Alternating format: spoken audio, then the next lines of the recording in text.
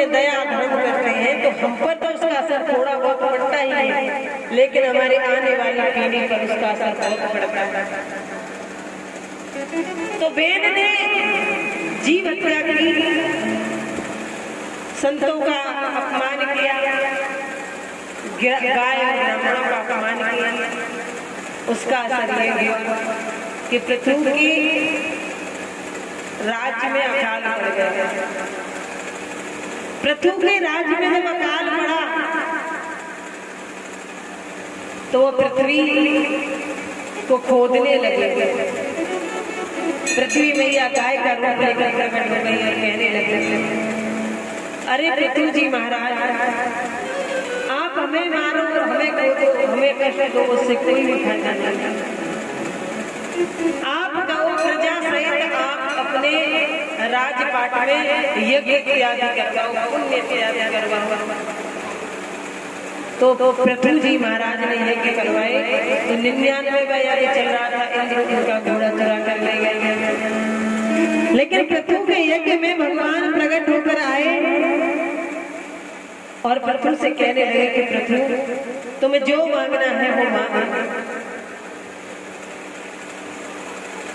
पृथ्वी ने 10,000 कानों की शक्ति मांगी कि मेरे 2 कानों में इतनी शक्ति दे दो कि कहीं भी पृथ्वी मंडल पर तुम्हारी हरी चर्चा हो रही हो तो मैं यहाँ से सुन लूँ। 10,000 कानों की शक्ति मेरे 2 कानों में प्रदान कर। सुखदेव जी महाराज कहते हैं, पृथ्वी के पुत्र अंतर्ध्यान हुए, अंतर्ध्यान के पुत्र हवि ध्यान हुए और हवि ध्यान के पुत्र प्राचीन हुए। प्राचीन वर्ही जो थे उन्होंने यज्ञ किए, लेकिन उनसे एक बहुत बड़ी गलती हो गई कि उन्होंने हर एक यज्ञ में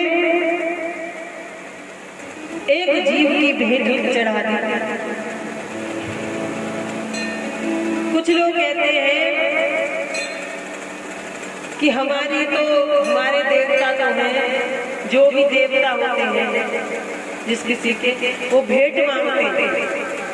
कोई बलि चढ़ाता है, कोई किसी को चढ़ा देता है बलि में, कोई मुर्गे को काट देता है, कोई बकरे को काट देता है, कोई कुछ बकरी को काट देता है, कुछ मतलब जो ये आप बलि चढ़ाते हो,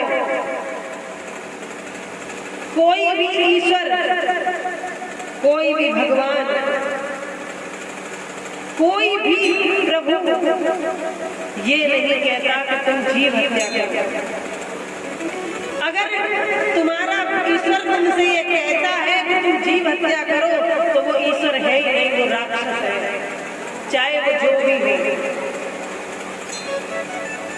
क्योंकि ईश्वर को तो करुणा निधान कहा गया है, वो तो हर जीव को बनाते हैं।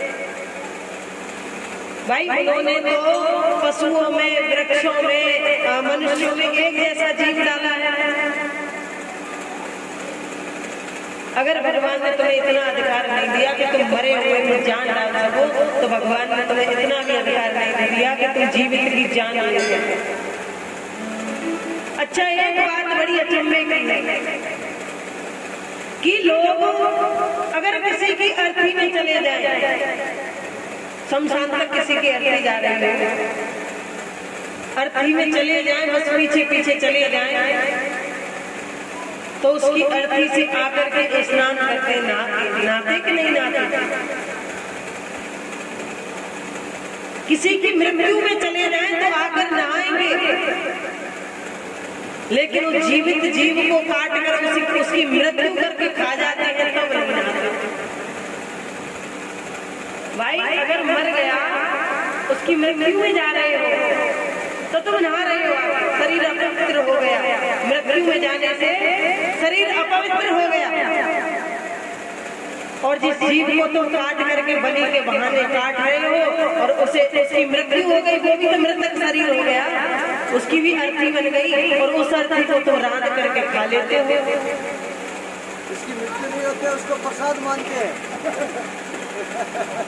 भाई एक बात बताओ, अगर तुम आप कह रहे हो कि प्रसाद मानते, तो मुर्दा जो पड़ा है तो उसे भी प्रसाद मानो, उसमें भी दांत गड़ा दो।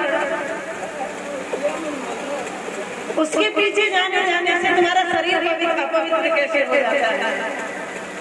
मुर्दे के पीछे जाने से तुम्हारा शरीर अपवित्र हो जाता है। और एक तरफ आप जीव को काट करके, बकरे को काटते हो या मुर्गे को काटते हो, उसे काट करके खा जाते हो, उस मुर्दे को ही खा जाते हो राम करके। ये कहाँ की रीति है? अगर कोई ईश्वर है, तुम किसी ईश्वर की पूजा करते हो, तो वो कभी नहीं कहेगा कि तुम किसी भी जगह बलि चढ़ाओ। और अगर तुमसे कोई कहता है तो वो ईश्वर नहीं है, भगवान नहीं है, तुम एक राक्षस की पूजा कर रहे हो, ये मैं गारंटी के साथ कहते हैं। क्योंकि भगवान ने तो ये कहा है, ईश्वर अंश जीव अविनाशी, चेतन अमर सहज सुख राशि, सो माया सब भयहु साही, बंदे हो कीट मर कट नाहि, परहित सरस धर्म नहीं भाई, पर पीड़ा सम नहीं अभिमान। अच्छा एक बात बताओ, कभी आपने देखा है भगवान का मांस भोग लगता होगा? नहीं देखा होगा। कभी आपने शास्त्र में पढ़ा है कि भगवान ने कभी मांस भक्षण किया था? हाँ, पढ़ा होगा आपने कि राक्षसों ने वन में रहने वाले सभी जीव जंतुओं को काट काट कर रात रात कर खा जाता। पढ़ते हो कि नहीं? कि देवतागण ऋषिगण जब तपस्या करते, राक्षस आते और वो उनके जो शिष्य होते थे उनको भी मार देते थे और उनका खून पी जाते थे। वहाँ पर जो भी जीव जंतु रहते थे उनको मार देते थे, उन्हें उसे भून कर खा जाते थे। तो कभी भगवान को तुमने सुना है कि उन्होंने जीव हत्या की, रंधवा कर खा लिया? राक्षसों का अवश्य सुना होगा कि राक्षस जीव हत्या करते थे और जीव हत्या करके वो मांस भक्षण करते थे, रक्त को पी जाते थे। समझ में इतना नहीं आता कि थाली भोजन की आई, उसमें अगर बाल निकल आया तो भोजन को साइड में कर देते। अगर दूध रखा है सामने, उसमें मक्खी गिर गई तो उसे साइड में कर देते। पी सकते हो?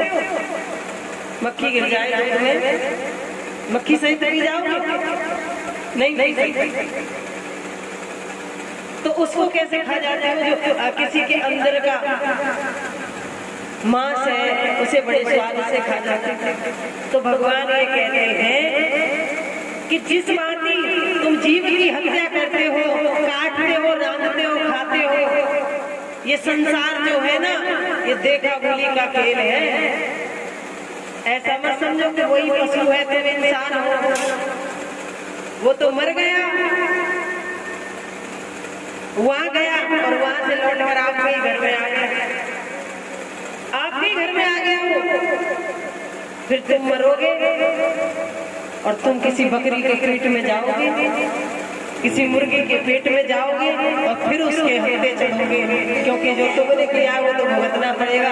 तुमने तो उसकी गर्दनी काटी थी, वो एक एक हाथ हाथ करके पैर पैर करके अच्छे तरीके से छोटे छोटे पीसों में तुम्हें काटा। एक बात सोचो, कोई अपनी जीभ की स्वाद के लिए तुम्हारे पुत्र को मार कर, काट कर, रांध कर खा जाए, तुम्हें कैसा लगेगा? बताइए। अगर तुम्हारा बेटा तुम्हारी आंखों के सामने कटे और रंधे और खबे, तुम्हें कैसा लगेगा? तो जिस जीव को तुम काट कर खाते हो ना, वह भी किसी का लाल है। उस माँ को भी कष्ट होता है, लेकिन वो बोल नहीं पाती। वो भी भगवान से अरदास करते हैं, हे प्रभु क्यों ऐसा जन्म दिया? जब आंखों के सामने इतना बड़ा अन्याय हो रहा है, हम बोल नहीं सकते। तो उसका जवाब फिर भगवान देते हैं। कुछ लोग कहते हैं शरीर की चमक के लिए खाते हैं, चमड़ी की चमक के लिए। तो भगवान ने हर चीज की व्यवस्था की जिसे आप ईश्वर कहते हैं। अगर खोपड़ी बढ़ानी है तो अखरोट खाओ, अखरोट को आप तोड़ो और अखरोट में अंदर तुम देखोगे तो खोपड़ी के जैसी भांति का बनावट का अखरोट होता है। जैसे सिर होता है ना, ऐसी बनावट का अखरोट होता है। तोड़ करके देखो। कानों की शक्ति बढ़ानी है तो काजू खाओ। काजू का आकार बिल्कुल कानों के जैसा है, बनावट काजू की कानों के जैसी है। ऐसे अगर तुम्हें आंखों की शक्ति बढ़ानी है तो बादाम भिगो भिगो कर खाओ। बादाम का आकार आंखों के जैसा है कि नहीं? अगर आपको दिल की शक्ति बढ़ानी है, अंजीर खाओ। अंजीर जिन्हें पहलवान खाते हैं, मजबूती आती है, चमक आती है। अगर आपको खून बढ़ाना है तो आप गाजर खाओ, मूली खाओ, चुकंदर खाओ। अगर आपको अपनी शक्ति बढ़ानी है तो दूध पियो, मक्खन खाओ, दही खाओ। दूध की बराबर पौष्टिक कहते हैं अंडे में वो होता है, अंडे में विटामिन होता है। मैं कहती हूँ सब्जियों की बराबर, हरी सब्जियों के बराबर विटामिन अंडे में कभी नहीं हो सकता। अंडा खाओगे तो शरीर का ब्लड खराब होगा, खून खराब होगा, अनेकों बीमारियां पैदा होंगी और समय से पहले बुढ़े हो जाओगे। समय से पहले आंखें चली जाएंगी, गर्मी के मारे आंखें चली जाएंगी। हरी सब्जी खाओगे 30 साल के होंगे ना तो भी 20 साल के दिखाई देंगे, गारंटी है। मेवा खाओगे 50 साल के हो जाओगे तो भी तुम्हें लोग 30 साल के बताएंगे।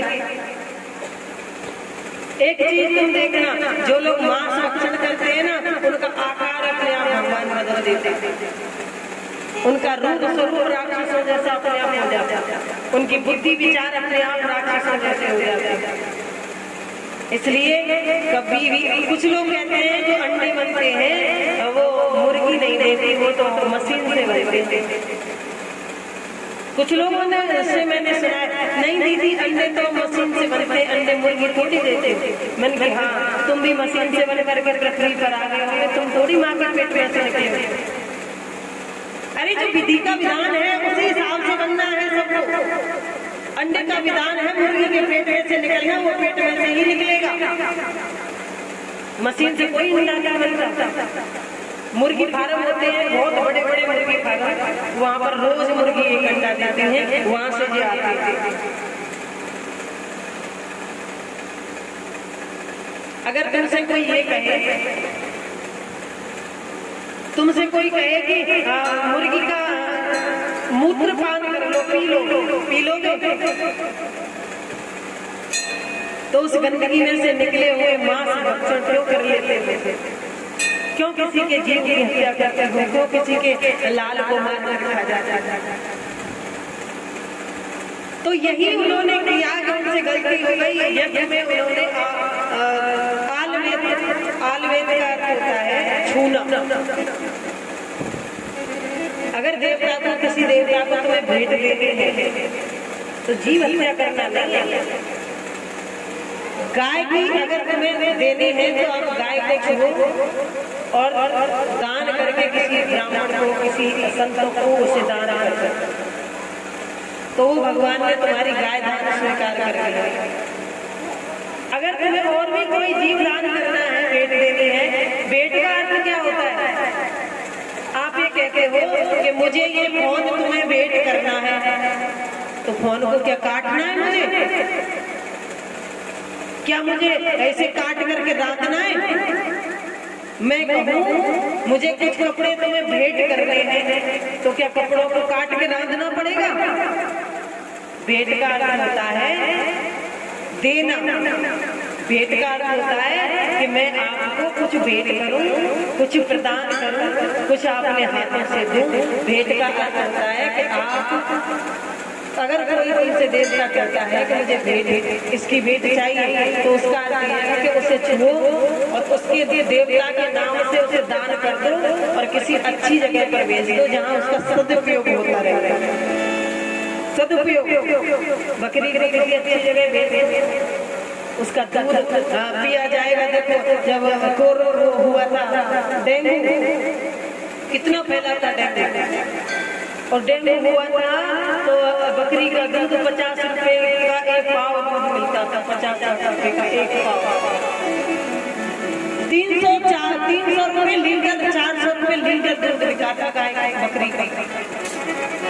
तो कितनी उपयोगी बकरी है कि बच्चे भी देती है और दूध इतना महंगा और इतनी पत्तियां खाती है, उसके दूध को पीने से हजारों बीमारियां कट जाती हैं। फिर तुम एंड में आकर उसे बेच चढ़ा दो, उसे काट दो, खा लो और बांटो। ये कहाँ का नियम है? श्री सुखदेव जी महाराज कहते हैं, उनके पास में नारद जी का आगमन हुआ। नारद जी ने कहा, हे बेटा, तुमने बहुत बड़ी गलती की। ये सब जो तुमने भेंट लगाई है, ये सब तुमसे एक एक करके बदला लेंगे। बोले महाराज, अब मुझे क्या करना चाहिए? इसका पश्चाताप करो। सब कुछ छोड़ करके प्रधान वन में चले गए तपस्या करने के लिए। हजारों वर्षों तक तपस्या की, तब उसका उन्होंने पश्चाताप किया। श्री सुखदेव जी महाराज कहते हैं, परीक्षित, उत्तानपाद के जो भाई थे जिनका नाम प्रियव्रत था, प्रियव्रत के जो पुत्र हुए उनका नाम आग्नेय था। आग्नेय के पुत्र नाभि हुए, नाभि के पुत्र ऋषभदेव जी महाराज हुए। ऋषभदेव जी महाराज जैन धर्म के 24वें तीर्थंकर भी थे और पूरी पृथ्वी के सम्राट ऋषभदेव जी महाराज। श्री सुखदेव जी महाराज कहते हैं, ऋषभदेव जी महाराज के 100 पुत्र हुए और सबसे बड़े जो पुत्र थे उनका नाम था भरत जी महाराज। भरत जी महाराज जो थे ना, एक बार ऋषभदेव जी महाराज सभी पुत्रों को लेकर के बैठे और उनको आत्मज्ञान देने लगे। कहने लगे कि जीवन हमें सिर्फ खाने पीने के लिए, सोने उठने बैठने के लिए और सिर्फ संसार में भटकने के लिए नहीं मिला। इस जीवन से हम ठाकुर जी का दर्शन कर सकते हैं, मोक्ष का द्वार पा सकते हैं। उनके 99 पुत्र संगी संग रखे हुए। एक भरत जी महाराज थे, उन्होंने हजारों वर्ष राज्य किया और अपने पिता की बात याद आई। समस्त राज्य को छोड़ करके गंडकी नदी में जाकर के तपस्या करने लगे, जिसको हम दामोदर कुंड भी बोलते हैं। दामोदर माने होते हैं शालिग्राम। दामोदर माने क्या होता है? दामोदर राम, शालिग्राम। शालिग्राम होते हैं जिनके गर्भ में सोना होता है।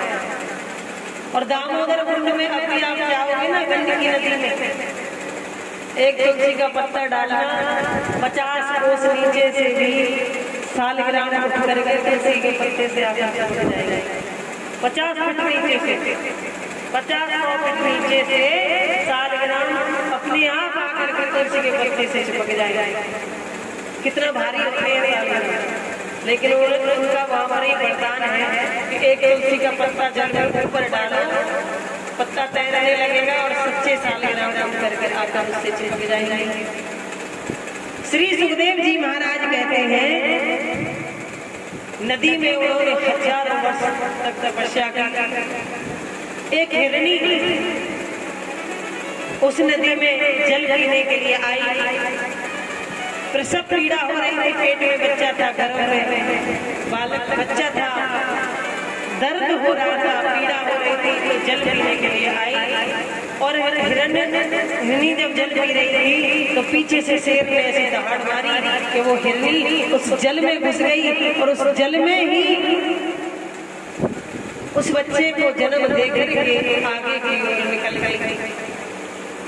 भरत जी महाराज इस वृत्तांत को देख रहे थे, अंदर गए और उस बच्चे को निकाल कर ले आए। जब उस बच्चे को निकाल कर लाए, 2-4 दिन उसकी लालन पालन किया, मालिश करी। बहुत अच्छी बात है, जीव पर दया करना व्यक्ति का धर्म है। लेकिन उन्होंने उल्टा किया कि उनसे उसे हृदय से उन्होंने ममता लगा ली। ममता लगाई कि माला वाला सब भूल गए, हर समय हिरण के बच्चे में लगे रहे। अंत समय आया, अंत समय जैसी मति वैसी गति। यह सोचने लगे मेरे जाने के बाद इस बच्चे की देखभाल कौन करेगी। इसका असर ये हुआ कि उन्हें जन्म मिला तो हिरण बनना पड़ा, क्योंकि अंत समय जैसी सोच हो जाए वैसी गति प्राप्त होती थी। हिरण बनना पड़ा, पूर्व जन्म की सभी बातें याद थी। एक बार प्यार से बोलिए राधे राधे। आप लोग ना ऐसे मुरझाए से बैठे हो जैसे कि आप लोग स्विच ऑफ हो गए हो। फोन देखा है ना, फोन को चलाते रहो, जब ज्यादा परेशान हो जाता है तो हैंग होने लगता है। तो कुछ चलाओ और कुछ चलता है उसमें। ऐसा ही मुझे लग रहा है कि कुछ सुना रहे हैं और तो कुछ सुनना चाह रहे हैं। तो आइए हरि कीर्तन करते थोड़ी देर, ताकि आपकी नींद भी खुल जाए और थोड़ा फुर्ती आप में आ जाए। तो देखो माताओं, फुर्ती लाने के लिए थोड़ा नाच वाच लिया करें ठाकुर जी के सामने, क्योंकि इनके सामने नाचने से 84 कोस में नहीं नाचना पड़ता है ना। और नींद से जग जाओ, आप लोग सो रहे हो, जग जाओ। बोलिए कृष्ण कन्हैया लाल की,